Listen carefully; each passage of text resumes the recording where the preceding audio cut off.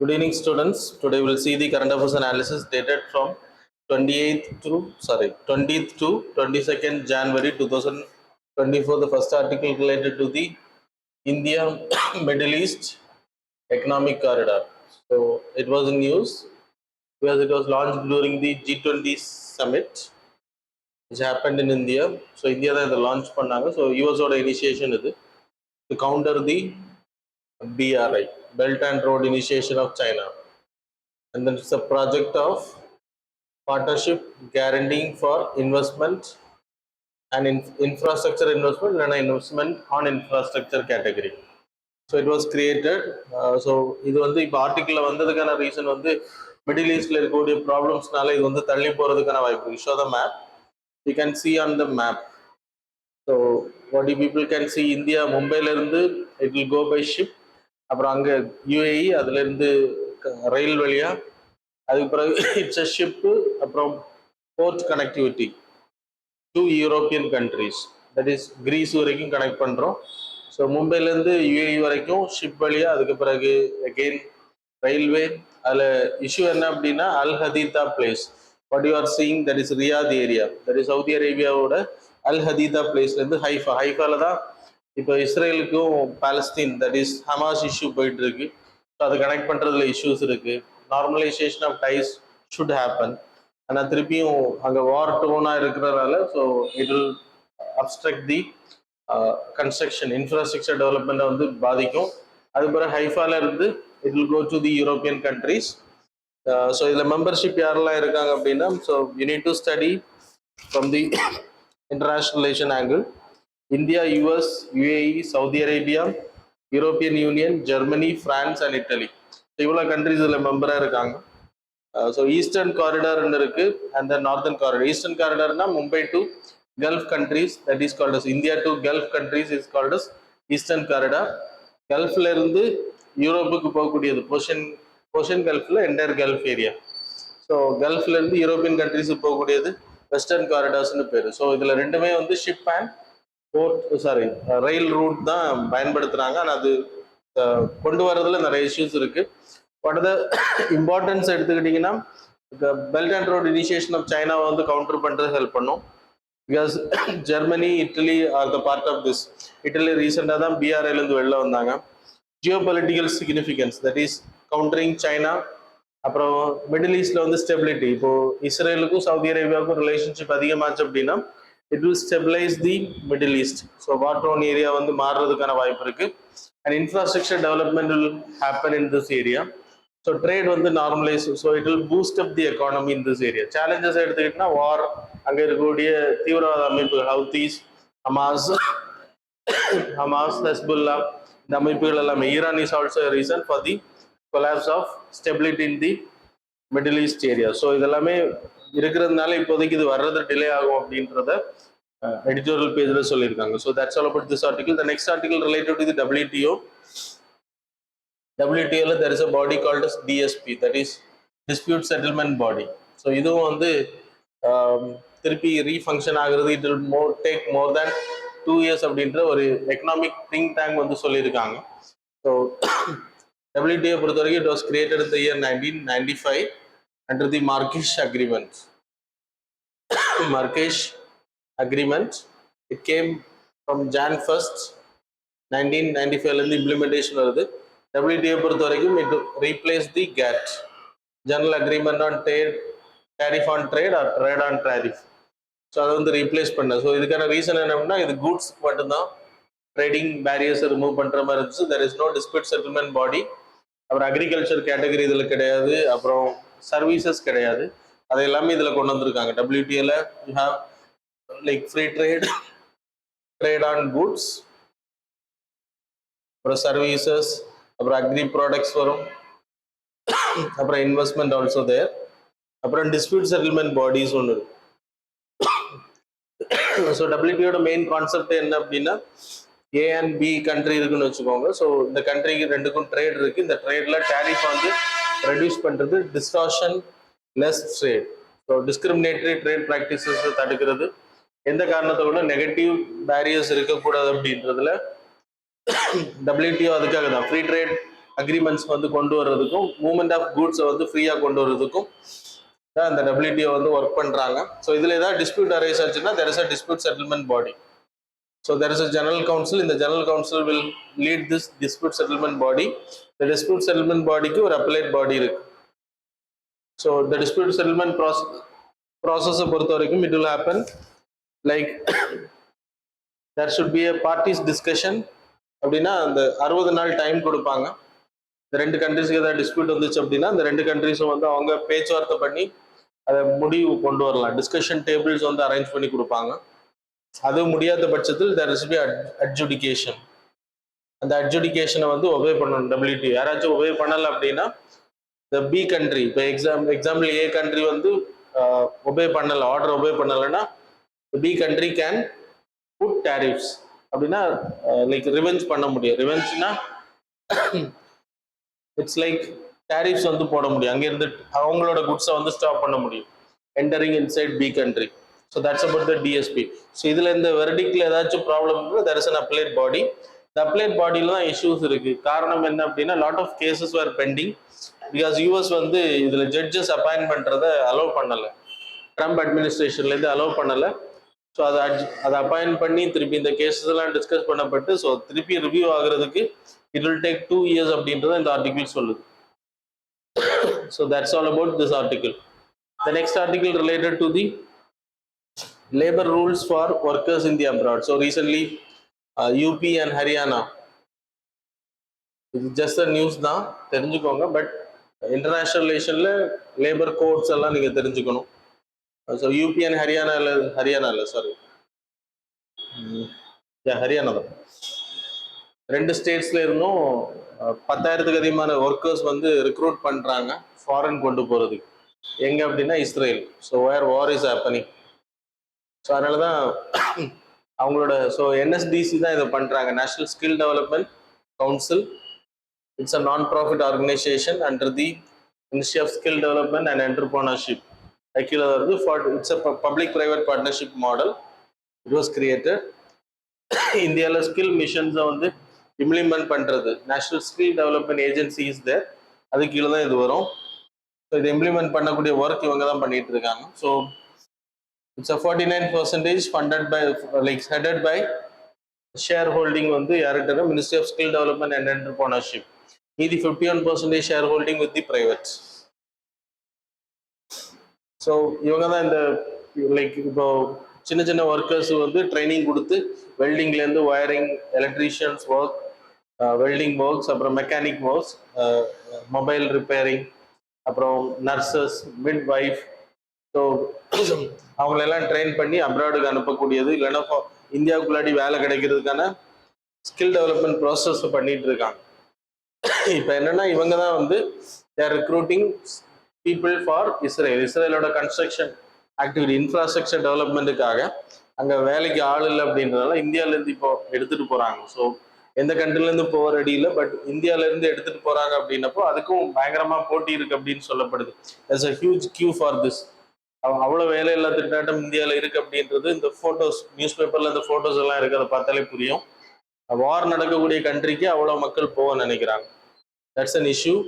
So இவங்களுக்கு என்ன மாதிரியான பாதுகாப்புகள் வழங்கப்படும்? ஸோ இப்போ எல்லாருமே போறது எந்த ஜாப்னா கன்ஸ்ட்ரக்ஷன் ஒர்க்குக்காக. அப்போ 10th லெவலுக்கு கீழே தான் இருப்பாங்க மோஸ்ட்லி. அப்படின்றப்போ there is a e-portal is also there.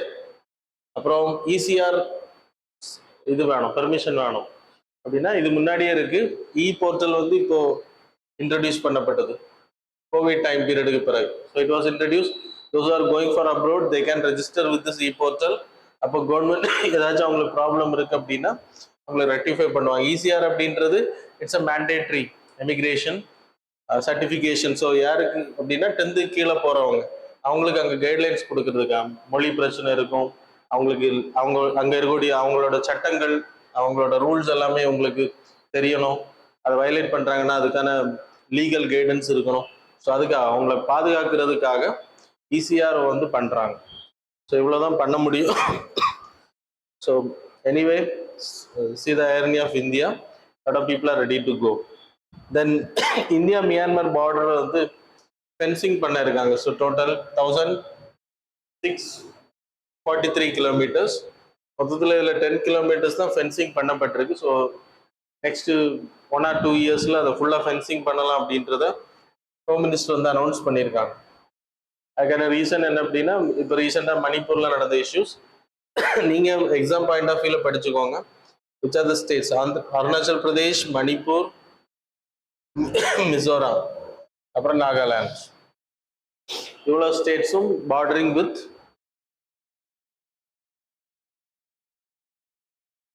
Myanmar. So அது தெரிஞ்சுக்கோங்க. So very important for your examination. அப்புறம் there is a free movement regime, அது இப்போ சஸ்பெண்ட் பண்ணப்பட்டுருச்சு, ஃபுல்லாக ஸ்டாப் பண்ணியாச்சு. 16 kilometers people can come go inside, ரெண்டு சைட்லேருந்து போகலாம் மார்க்கெட் ப்ராக்டிசஸ்க்காக. And they can stay up to 14 days without visas. Both countries access இருக்கு. இப்போ அங்கே மிலிட்ரி ரூல் இருக்கிறதுனால, அப்புறம் மணிப்பூர் இஷ்யூ வந்தப்போ இட் வாஸ் டோட்டலி ஸ்டாப். முன்னாடி சஸ்பென்ஷனில் இருந்துச்சு, இப்போ ஃபுல்லாகவே ஸ்டாப் பண்ணியாச்சு. இனிமேல் வந்து ஃபுல்லாக பார்டரை வந்து ஃபென்சிங் பண்ணலாம் அப்படின்றது. So border physical fencing is not very costliest. So அதுக்கு நீங்கள் வே ஃபார்வர்டில் எழுதும் போது ட்ரோன்ஸை பயன்படுத்துறது and then digital geo fencing can be made. சரியா?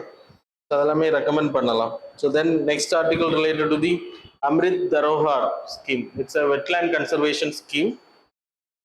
வெட்லேண்ட் டூரிசமை ப்ரமோட் பண்ணுறதும், இந்த வெட்லேண்ட்ஸை வந்து அழிக்காமல் அந்த வெட்லேண்ட்ஸில் இருந்து என்னென்ன எக்கனாமிக்கல் அண்ட் ஈக்கலாஜிக்கல் கெயினை பண்ண முடியும், ஈவன் ஃபுட் கேட்டகரி. ஸோ எந்தெந்த மாதிரி கெயின் பண்ண முடியும் அப்படின்றத ட்ரெயின் பண்ணுறதுக்கு தான் இந்த ப்ரோக்ராம். இட் வாஸ் லான்ச் இந்த பட்ஜெட் 2023-24. அப்புறம் 2023 ஜூன்லேயே இதை லான்ச் பண்ணிட்டாங்க. இதோட பர்பஸ் என்ன அப்படின்னா, we having Ramsar sites to conserve the wetlands. இந்தியாவை பொறுத்தவரைக்கும் வி ஹேவிங் 75 சைட்ஸ் இருக்கு. இந்த 75 சைட்ஸில் 16 சைட்ஸை இப்போ செலக்ட் பண்ணியிருக்காங்க. 16 sites were identified and the 5 as a pilot project.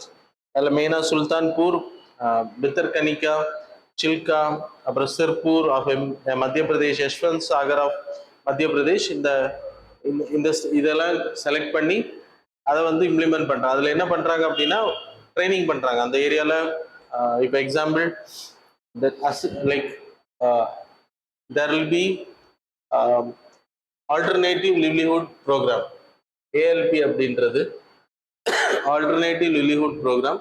அப்போ அந்த ராம்சர் கன்வென்ஷனை ப்ரொடெக்ட் பண்ணுற மாதிரியான alternative livelihood, that is fishing ப்ராக்டிசஸாக இருக்கட்டும், அங்கே இருக்கக்கூடிய மக்களுக்கு போட்டிங் ப்ராக்டிசஸ் கொடுக்கறது,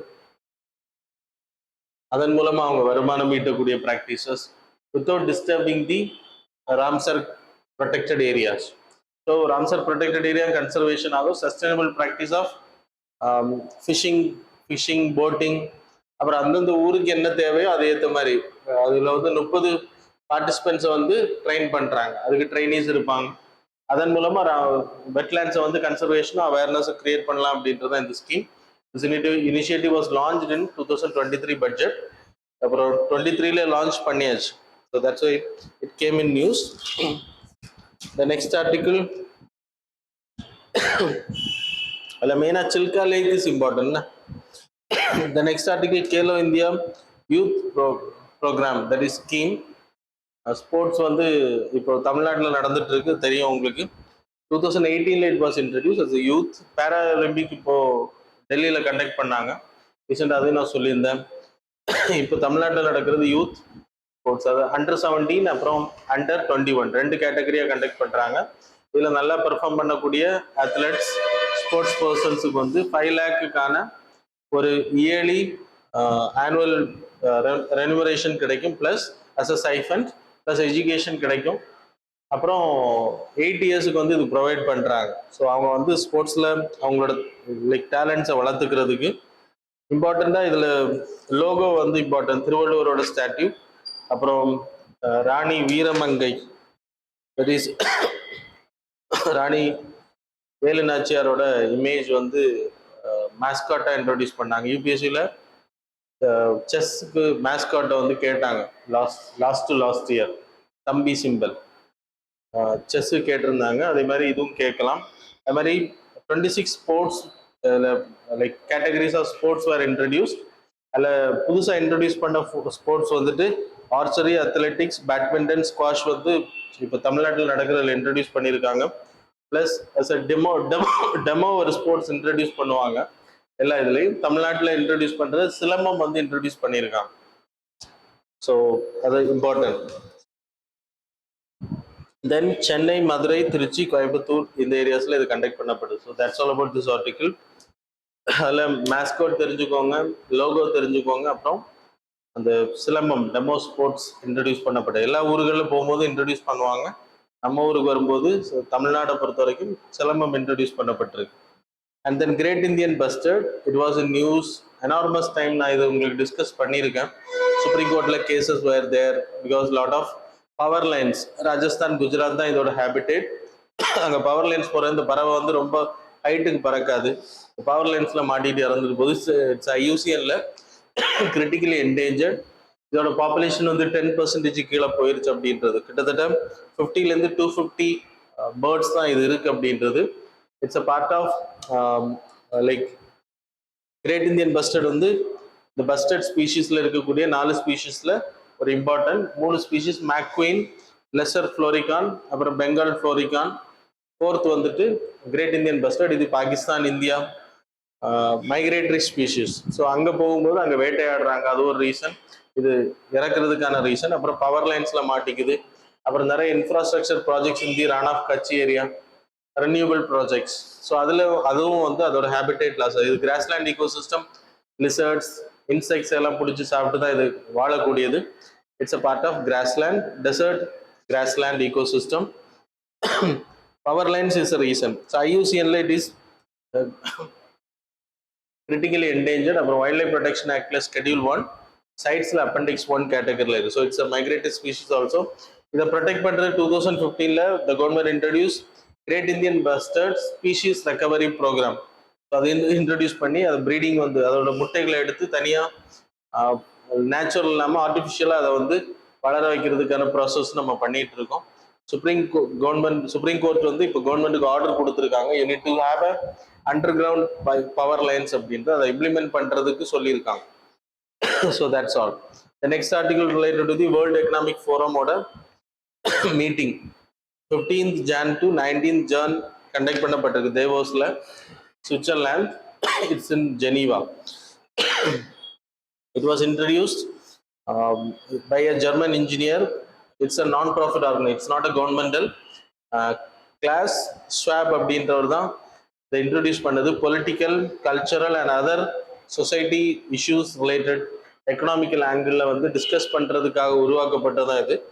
அதோட மீட்டிங்ஸ் வந்து இயர்லி கண்டக்ட் பண்ணப்படும். ஏதாவது நாட்டு தலைவரில் இன்வைட் பண்ணுவாங்க. ஸோ நம்ம பிரைம் மினிஸ்டரும் கலந்துருக்கிறார் முன்னாடி 2 years பேக். அப்புறம் ஃபாரின் அஃபேர்ஸ் மினிஸ்டர்ஸ் கலந்துப்பாங்க, காமர்ஸ் அண்ட் இண்டஸ்ட்ரீஸ் மினிஸ்டர்ஸ் கலந்துப்பாங்க. இட்ஸ் அவங்களோட லைக் என்னென்ன பண்ணலாம் ஃபியூச்சருக்கு அப்படின்றதுக்கான ஒரு டிஸ்கஷன் தான் இது. So they are collecting lot of report, that is global competitive report, அப்புறம் குளோபல் ஜெண்டர் கேப் ரிப்போர்ட், அப்புறம் குளோபல் ரிஸ்க் ரிப்போர்ட். ஸோ இந்த வருஷத்துக்கான தலைப்பு தீம் வந்து rebuilding the trust of the world.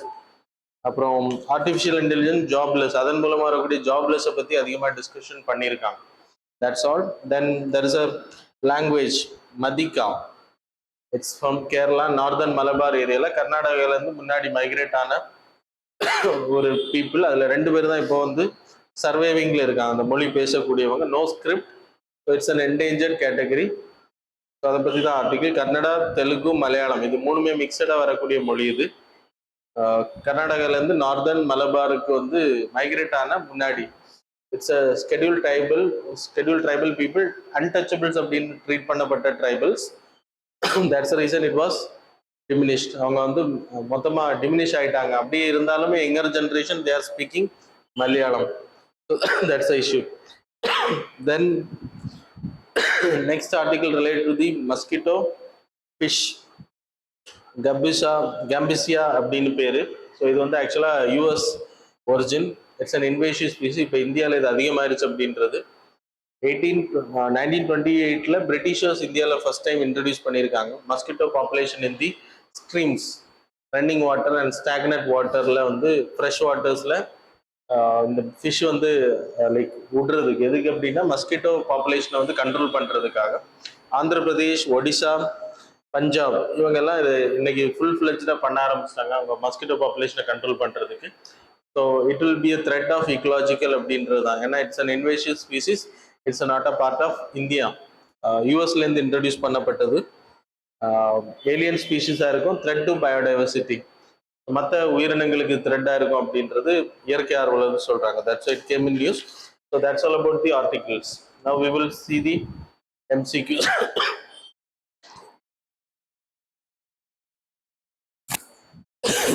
Question number 1. Which of the following is the best to describe the build, operate, transfer model of infrastructure development? So options are the government directly finances and construct the infrastructure projects. Option B. Then a second option, the private sector operates and maintains existing infrastructure assets for a fee. Third option, the private sector designs, builds, operates and maintains an infrastructure asset for a specified concession period, after which it is transferred to government. Fourth option, the government and the private sector jointly share costs and revenues of an infrastructure project throughout its life cycle. So question number 2, consider the following statements regarding the findings of annual status of education report. There is a report. Statement number 1, about 25% of the youth in the age group of 14 to 18 still cannot read standard second level text fluently in their regional languages. Statement number 2, female students are more likely to be enrolled in STEM stream than males. So which of the statements given above is are not correct? Sorry. Yeah, these are not correct. Options are A, 1 only, B, 2 only, C, both, D, neither. Question number 3, consider the following statements regarding the genetically modified crops. Statement number 1, GM crops are more resistant to pests and diseases compared to the conventional crop. Statement number 2, the patenting of GM crops raises concerns about corporate control of the food supply. Statement number 3, the use of GM crops can contribute to increased biodiversity losses through unintentional gene transfer to wild relatives. Statement number 4, brinjal and cotton are the only transgenic crops that are being commercially cultivated in India. So options are, how many of the above statements these are correct? Options are A, only one statement is correct, B, only two, C, all the three illa 3 statements are correct, fourth வந்துட்டு all the 4 ன்னு போட்டுக்கோங்க. So options were wrongly mentioned. fourth option வந்துட்டு all the 4. So question number 4, Paki Paga Hornbill Festival is mainly celebrated in which of the following? Options are A, Odisha, B, Assam, C, Kerala, D, Arunachal Pradesh. Question number 5, what distinguishes the windfall tax from the normal taxation? Options are A, it is only applicable to the small businesses. Option B, it is imposed during economic recessions. Option C, it is related to unexpected external events and not linked to a company's action. Option D, it is only applicable to the service industry. So that's all. Now we will see the answers for the previous. Question number 1, answer is C.